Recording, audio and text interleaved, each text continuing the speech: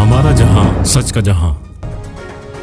खबर शामिल कहते हैं कराची से हमारे रिपोर्टर बागी सागर की रिपोर्ट के मुताबिक हाफिज नईमुर रहमान की जमात की जानिब से प्रोग्राम बनो काबिल मुनाकिद किया गया, जिसमें इनका कहना था कि पाकिस्तान के नौजवान अपनी मदद आप बनो, काबिल बनो, बेकारियों की तरह किसी के आगे नौकरियों के लिए हाथ ना फैलाएं।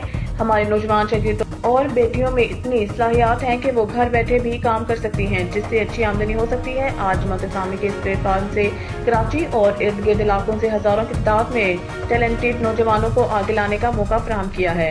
हुकूमत ने सिर्फ गरीब अवाम को बेवकूफ़ बनाकर नौकरियों और वजीफों के नाम पर जलील किया है। हाफिज नईमुर रहमान ने बताया है कि खिदमत बनो काबिल के जरिए 50,000 तलबा तलबात को मुफ्त IT कोर्सेज करवा चुकी है।